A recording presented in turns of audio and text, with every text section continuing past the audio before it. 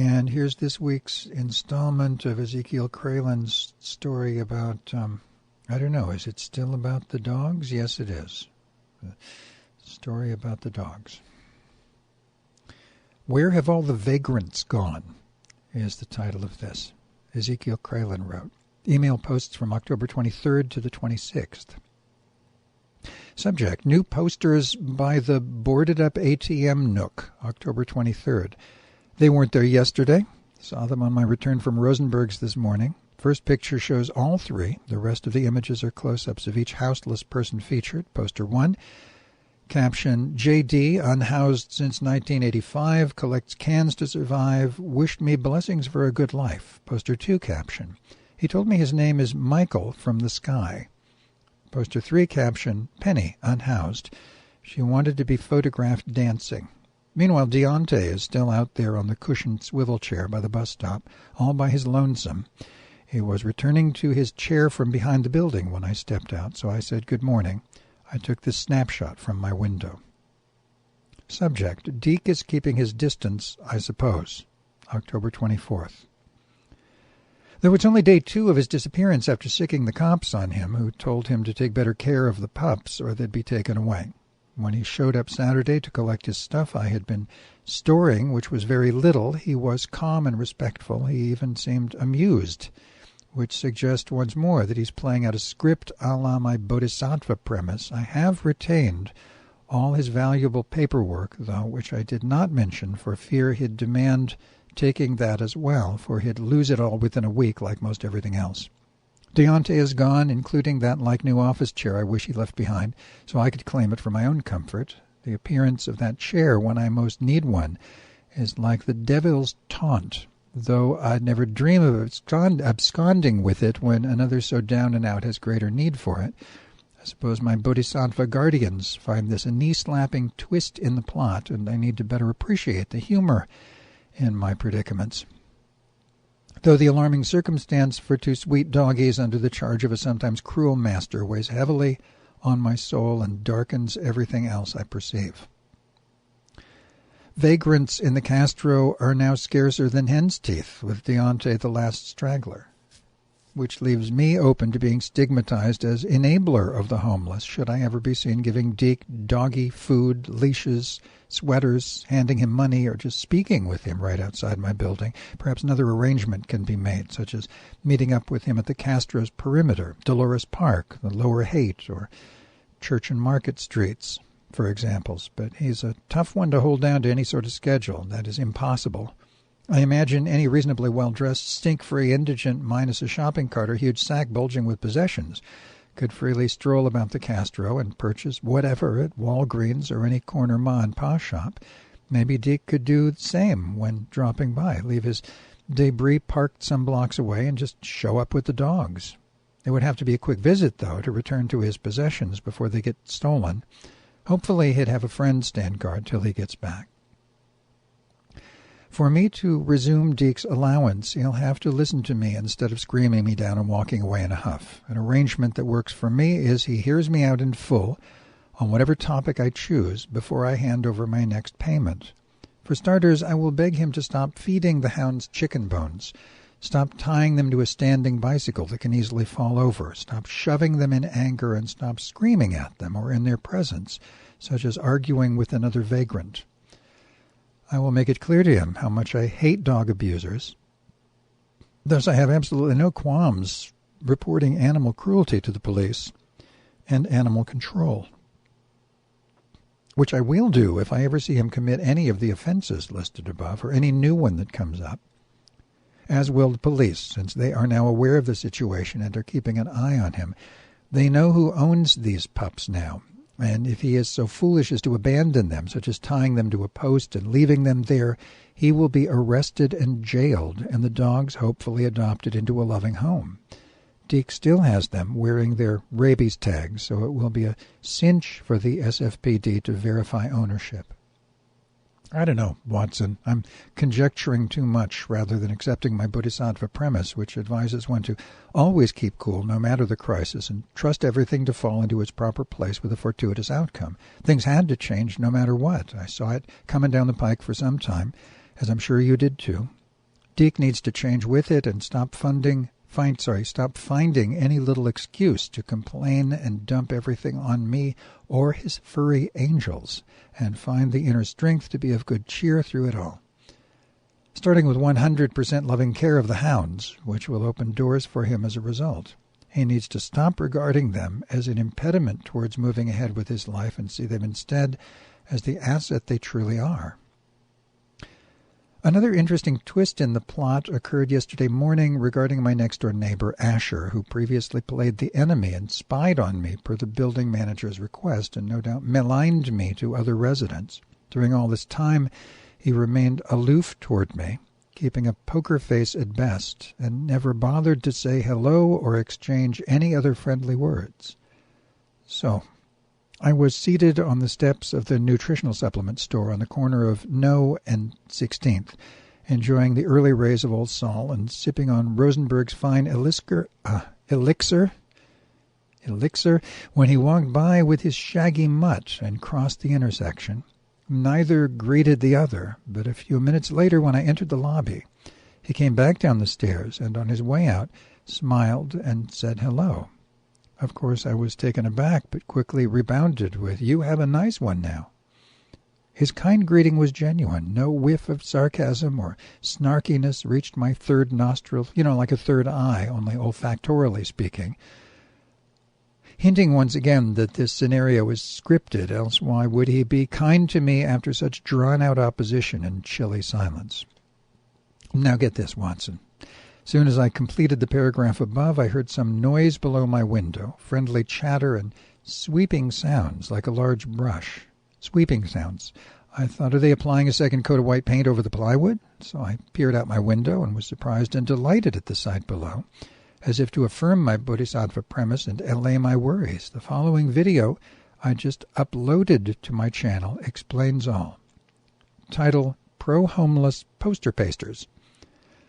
Caption, mystery solved.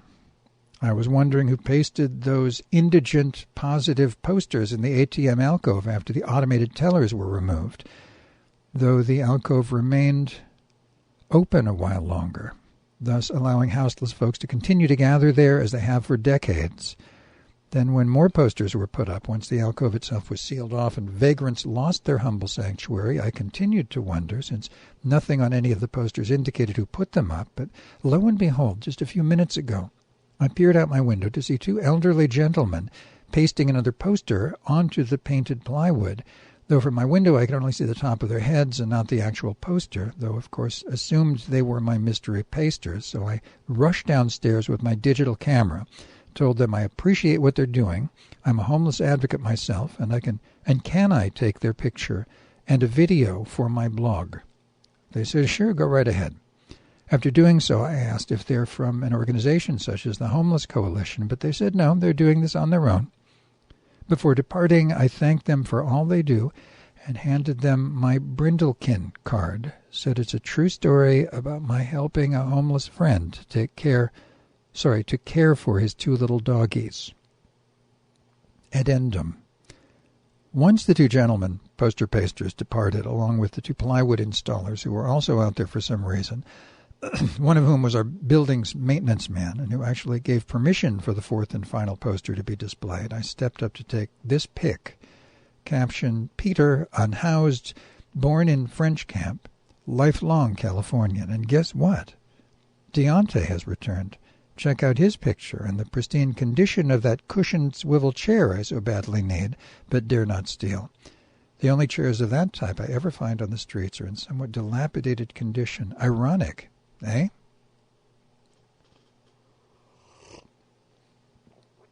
Subject. Where have all the vagrants gone?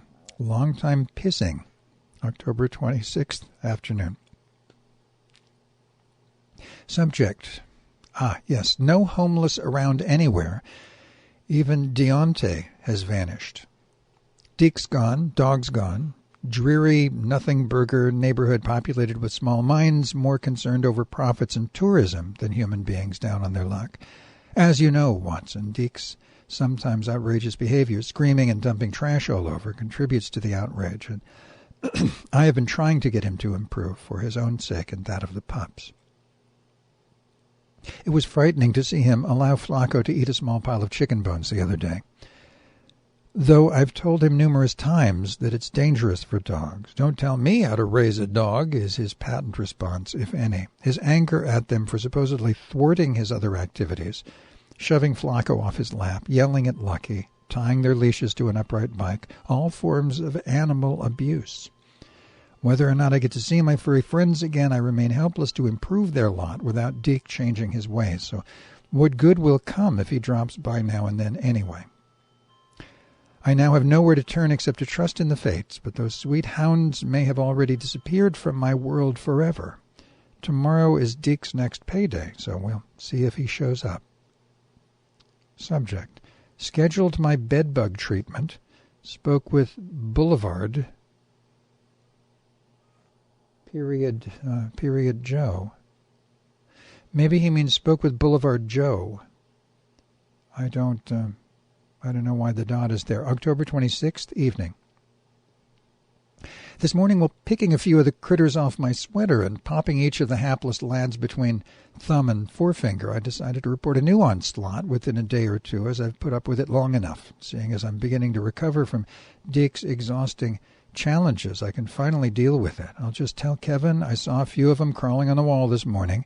I usually prefer to wait until the neighbor complains, but sometimes I make an exception based upon how far to the right my insanity meter's pointer has swung. Hopefully they'll be eradicated this time around, at least for several months, but I'm not holding my breath, as his nightmare has been a curse in my life for well over a decade. I lucked out, though, because right when I decided to contact the building manager soon, he called and asked if Paolo could drop by to inspect my place for bedbugs. "Oh, no bother," I replied. "I spotted a few on the wall this morning, but I'm so caught up in my writing I was going to wait till later today to tell you, so may as well set up another treatment." I bumped my right foot's big toe 2 days ago against a carton of canned dog food nestled in my closet, so now it hurts when even a little pressure is put on it, like a sock. A shoe or sneaker over that makes it 5 times worse. Barefoot is the best way to go, so thank God for those sandals. I seem to be quite the sad sack these days, a real low in my life, thanks to my doggy dilemma and Deke's hostility on top of everything else, including the upcoming midterm election, which will likely see fascism take hold in this verschluggen or excuse of a nation. Be that as it may, let's get on with Boulevard Joe. So it is Boulevard Joe. It's 2 minutes after 3, KNYO LP, Fort Bragg. Ezekiel continues.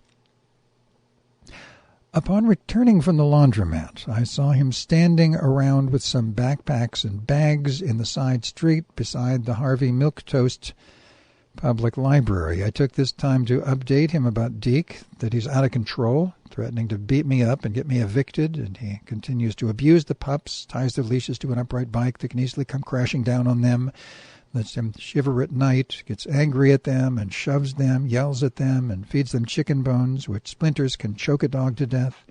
"He told me you reported him to the cops for abandoning them," Joe blurted out. "Not true," I replied. "They came up to me in my tent, and I told them I'm watching the dogs for a homeless friend, and they asked when he'll return, so I said any time between now and midnight, and one of them said, so he's abandoned them, and I told them, no, that's not what I said." And of course that's what I said, Watson, though not in exactly those words. "I'm worried he's going to abandon these dogs." I addressed the fuzz. "He's been having me watch them lately for 10 to 12 hours at a time. He even threatened to tie them up to a post and walk away and make them my problem. Deity forbid I should be so honest with Boulevard Joe. That would just make him seethe in anger. Thus I told a white lie. I further elaborated how he already knows that Deke badmouths me behind my back quite often, no matter how much I help him out and care for the hounds, that if any cop sees him abusing the dogs, they may take them away from him, or anyone just walking by could report him, so he needs to treat them kindly all the time to avoid that possibility, and why shouldn't he? They're lovely, sweet doggies. They're a blessing. At any rate, it's all out of my hands now. I just wish some of his friends on the street would say something about his abuse and get him to treat them better. I can't do it all by myself. This is the third time I've spoken with Joe about Deke's bad treatment of Lucky and Flacco, yet he remains oblivious on the matter. Not once has he ever said, okay, I'll talk to him about it. Nor has Filipino Kai, whom I've often spoken with on the same issue. What the fuck's wrong with them, Watson? Unfortunately, Boulevard Joe is blatantly hostile towards the police on every level, so when I told him that cops love dogs and they don't take kindly to any canine abuser, he lashed out. No, that is not true. They just like to fuck with the homeless and take their dogs away. Animal control, too. Bunch of motherfuckers. So, that's that. No reasoning with Joe, a fellow who is known to sometimes march up and down Market Street wielding a sword or large knife, claiming it's his constitutional right to do so. And he wonders why the police are not always friendly with him and why one night a few years ago a cop shot a rubber bullet into his hand for wielding such a weapon in public. At least the resulting injury got him a free hotel room for several months. Why, I even saw him with a real gun once that he pulled out of a backpack to show me. It seems to me that Deke isn't the only dog abuser on the streets, for which reason the SFPD reports them and animal control picks the dog up and hopefully finds the poor creature a loving home. In other words, Joe doesn't care to see the bigger picture. Not all cops are crooks. Some really are trying to help out.